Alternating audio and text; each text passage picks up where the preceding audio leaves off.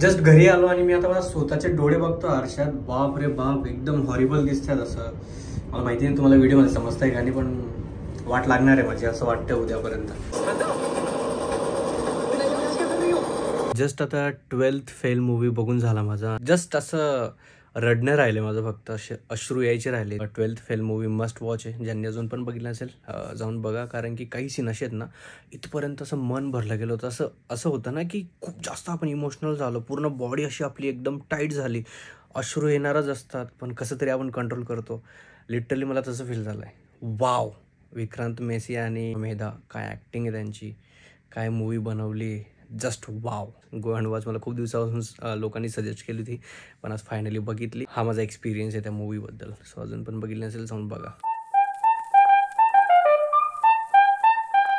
Hello everyone, good morning. This is next day. आणि yes, आता कुठेतरी बरं वाटतं मला. तुम्ही लास्ट क्लिप बघितली असेल, बाळांनी मी चहा प्यायला गेलेलो, तिथं बोललेलो की मी आता घरी जाऊन डायरेक्ट आराम करेल, झोपून जाईल. मी खूप प्रयत्न केले, पण त्रास इतका होत होता ना, झोपण लागत नव्हते आणि नुसतं इकडं तिकडे होत होतं. तर मी डिसाईड केलं की एक मूवी बघूयात आपण. खूप दिवस झाले तो मूवी बघायला, आणि मी generally movies and web series वगैरे एवढं बघत नाही, बिकॉज टाईम नसतो. तर काल मी 12th फेल मूवी बघितला, बिकॉज खूप सारे मी इंस्टाग्रामवर त्याचे रिव्ह्यूज आणि युट्यूबवर त्याचे रिव्ह्यूज खूप ऐकले होते, पण मूवी बघितला नव्हता मी. आणि काल फायनली मी तो बघितला. माझा एक्सपिरियन्स पण मी लगेच सांगितलं तुम्हाला. मूवी बघितला आणि वाव मूवी यार, जस्ट वाव. Must watch. तुम्ही परत एकदा सांगतो, तुम्ही बघितलं नसेल तर जाऊन बघा. आणि यस, सगळ्यात मोठी गोष्ट म्हणजे आज आहे 14 जानेवारी. आणि यस, माझं आजारी पडण्यामागे एक अजून छोटं रिझन पण असं होतं की मला घरी जायला नाही भेटलं. मी घरी नाही गेलो म्हणून ते मला असं कुठेतरी खात होतं मनात, तो विचारांमध्ये, आणि असं थोडा एकट्यापणामुळे मी जरा आजारी पण पडलो. आणि आज मकर संक्रांती सेलिब्रेट करतो आम्ही सुरतला ऑफिशियली 15 जानेवारीला यावर्षी मकर संक्रांती. बट लहानपणापासून आम्हाला सवय झालेली की 14 आणि 15 म्हणजे आमच्या इथं ताजी उतराण आणि बाशी उतराण असं म्हणतात. आणि पतंगचा एवढा क्रेज असतो, एवढे जास्त पतंग उडवतात. तिळगुळ घ्या, गोड गोड बोला, काय पोचचे, या सगळ्या गोष्टी होतात. आदल्या दिवसापासून आमची ती प्रिपरेशन स्टार्ट व्हायची. ते पतंगला किन्ना वगैरे बांधायचा, रील घसून आणायची त्याला. यार ते इतकं मिस करत होतो मी. आणि यावर्षी थोडा होता चान्स आणि थोडा नव्हता चान्स, पण आपण ते कॅन्सल केलं. आणि तेच मला कुठेतरी खात होतं, म्हणून या सगळ्या गोष्टी झाल्या. बट ठीक आहे, सगळ्यांना मकर संक्रांतीचा खूप खूप शुभेच्छा, तुम्हाला पण आणि तुमच्या फॅमिलीला पण. तिळगुळ घ्या, गोड गोड बोला. हे आपले जे संबंध आहेत, असे व्हर्च्युअल संबंध, ते असेच राहू द्या. आणि जेव्हा आपण भेटतो तेव्हा पण तसेच राहू द्या. आय होप आपला जो हा बॉन्ड आहे तो अजून असा स्ट्रॉंग होईल. आणि यस, मी असं देऊ तर नाही शकत, बट तुम्ही तिथं आजूबाजूला तुमच्याकडे असेल ना, ते तिळगुळ खाऊन घ्या. आणि माझ्याकडनं सगळ्यांना गोड गोड. ठीक आहे, चला आता पटकन ब्रेकफास्ट करूयात. आणि त्याचा पुढची रुटीन अजूनपर्यंत काही फिक्स नाही, काहीच माहिती नाही आज काय होणार आहे काय नाही. पण आमची स्नोही आज इतकी क्यूट दिसती, इतकी भारी रेडी झाली ना मकर संक्रांतीचा या ओकेजनला. Let me show you. चला.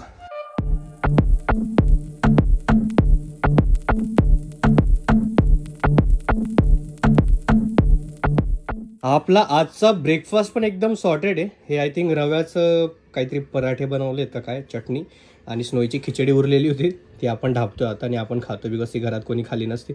सगळ्यांचा ब्रेकफास्ट झाला होता. चीयर्स गाईस, मकर संक्रांतीचा खूप खूप शुभेच्छा. 1 2 स्नो अशा बोल. स्नो मकर मकर मकर झालं. हे बघा आमची स्नो किती प्यार दिसते आज. हे बघा स्नो, आम्ही चाललो. Bye bye. तर आधी म्हणायचे आम्हाला. स्नो हे काय बुबू. स्नो बुबूला मम्मम जे मम्मम. हे दिसलं तिला, हे दिसलं. हा घे, तुझे तू खाऊन घेशील बेटा, नको. Stop Raju, stop Raju. बस बस बस बस की अर्जुन, बस की अर्जुन. 1 2 स्टॉप. स्नो स्नो, यांना सांग बस की अर्जुन. Hi guys.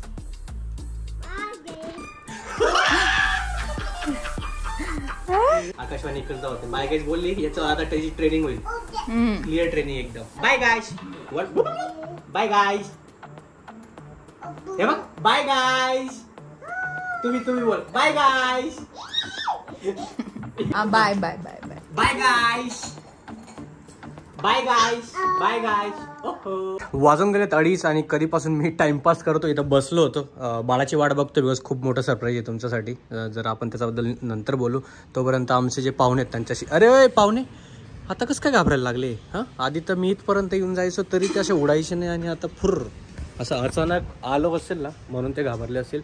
आणि सगळ्यात मोठं सरप्राईज आणि इम्पॉर्टंट बातमी म्हणजे की बाळासाठी बाळा पण काहीतरी बघतोय, काहीतरी घेणार आहे तो लवकरच. So stay tune. आपण त्याचा तोंडातून ऐकू आणि तुम्हाला समजून जाईल. थोडंसं अजून थोडं पुढे बघा. जसं आम्ही इथून निघू, जसं आम्ही तिथं जाऊ तुम्हाला समजून जाईल आम्ही कुठं चाललोय, काय करायला चाललोय. अजून गेले 4 आणि बाळाने खूप उशीर करून गेलाय. बाळा फायनली खाली येऊन गेलाय आणि आता खरं झालंय ते बघा. दिसतोय तुम्हाला तो गाडीवर उभा आहे. तरी मी क्रॉस चेक केलं, म्हटलं खरं झालं आहे का नाही. आता निघूयात पटकन. ओके सो आम्ही चाललोय फ्लॅट बघायला बाळासाठी सुद्धा. बाळाचं यावर्षी ठरलं की आपल्याला फायनली फ्लॅट घ्यायचा. जेव्हा मी घेतला ना मी तेव्हा त्याला बोललो होतो. बट येस प्रत्येकाचे काही ना काही प्लॅन्स असतात. त्यांना त्यांच्या सगळ्या गोष्टी फायनान्शियली स्टेबल अँड खूप साऱ्या गोष्टी असतात ते त्यांना करायचं असतं. पण फायनली बाळाला कसं तरी कन्व्हिन्स केलं आहे आणि त्याचा पण प्लॅन होता. म्हणून आम्ही दोघं पण आता चाललो त्यासाठी फ्लॅट बघायला. आय नो याला खूप टाईम लागेल आणि खूप साऱ्या गोष्टी होतील. प्रोसिजर खूप मोठी असते, त्याला आवडायला पाहिजे. पण आपण जिथं घेतला आहे फ्लॅट तिथं एक फ्लॅट खाली होता. आता मला माहिती नाही तो गेला आहे की नाही, तिथं जाऊनच समजेल. आणि हा DD पण द्यायचा आहे. सो हा DD पण देऊन येऊ आणि बाळासाठी फ्लॅट पण बघून येऊ आणि स्टे ट्यून. पुढच्या ज्या गोष्टी आहेत गप्पा आहे जे काही फायनल होईल जे काही होईल ते तुम्हाला सांगतो. But I am very happy for him की फायनली आम्ही त्या गोष्टीसाठी अजून पुढाकार घेतला आहे आणि त्या गोष्टीमध्ये आम्ही अजून थोडं पुढं गेलो आहे. So I am genuinely happy for him. म्हणजे मला खूप आनंद होतो. मी जेव्हा घेतलं तेव्हाच माझा प्लॅन होता की त्याने पण घेऊन घ्यायला पाहिजे. बट ठीक आहे, इट्स ओके. जे होतं ते चांगल्यासाठी होतं आणि जेव्हा व्हायला पाहिजे त्या सगळ्या गोष्टी तेव्हाच होतात. उशिरा उठायचं रिझन काय? कामं रात्री 2 दिवस होऊन कामांची रिझन ऐकतोय मी. बट असू शकतं कारण की मी त्याला 3-4 फोन लावले, एकही फोन उचलला नाही. आणि बाय द वे मकर संक्रांतीचा खूप खूप शुभेच्छा बाळा. आम्हाला अजून पण आठवतं मागच्या 3 वर्ष झाले असेल ना आपण जेव्हा टेरेसवर आपण पतंग वगैरे उडत होतो. सो बट ठीक आहे, यावर्षी परत आम्ही मिस केलं. बघू पुढच्या वर्षी काय होतं ते. बाळा पुढे चाललो आपण. काही सांगू इच्छित होतो? अजून नाही फायनल झालं. पण तरी मी एक हिंट देऊन दिली त्यांना.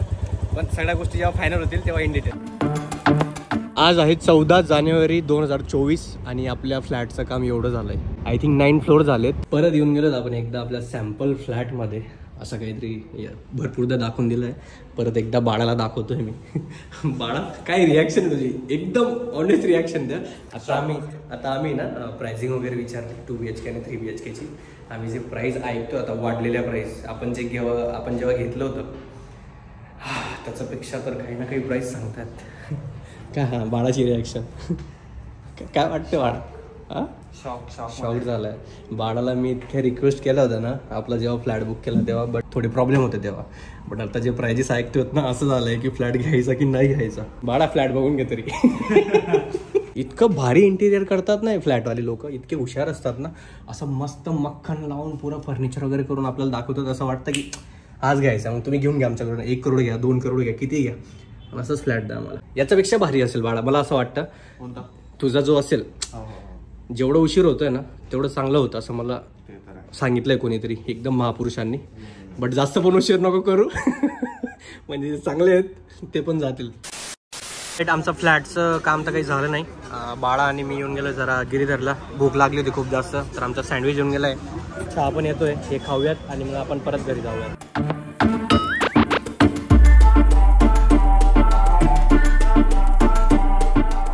येऊन गेलो आम्ही घरी फ्लॅट वगैरे बघून. आणि यस थोडा टाइम लागेल त्या प्रोसिजरला बिकॉज बाळाला ज्या फ्लोअरवर हवा आहे तिथं तर नाही आहे. पण जेव्हा दुसरी बिल्डिंग स्टार्ट होईल आम्ही प्लॅन करतो तिथं बघायचं. आणि आमच्या ज्या रिसिप्ट होत्या त्या पण मी घेऊन आलोय. चला आता पटकन थोडा टाइम जरा घरातच राहू आणि त्याच्यानंतर मग आपण सायकलिंगला जाऊ. बिकॉज सायकलिंग आपण 3 दिवस झाले केलेली नाही आहे.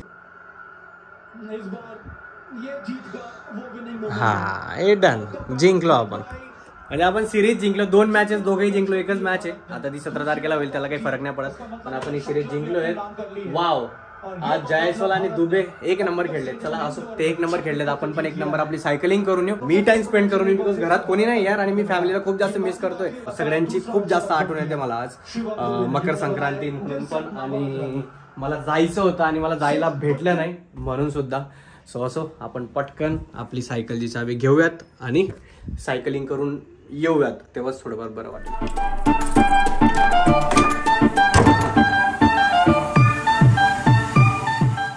आपण आपल्या फ्लॅग जवळ येऊन गेलो, आपल्या झेंड्याजवळ येऊन गेलो. 5 किलोमीटर आपण पूर्ण केलंय आणि इथं थोडा वेळ थांबू, पाणी वगैरे पिऊ आणि परत इथून निघूयात. म्हणजे 10 किलोमीटर आपलं पूर्ण होऊन जाईल. आपला फ्लॅग, आपली सायकल आणि आता इथून यू टर्न घेऊन परत घरी. आपण सायकलिंग करून सोसायटीमध्ये पोहोचलो.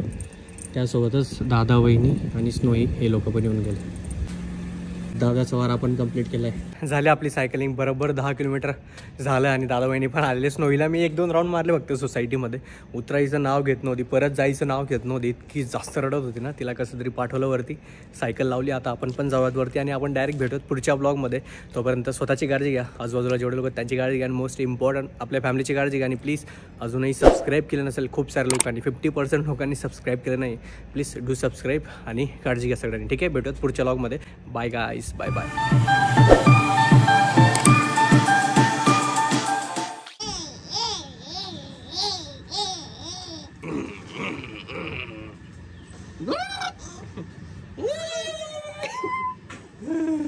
बाय करून दे. Bye bye.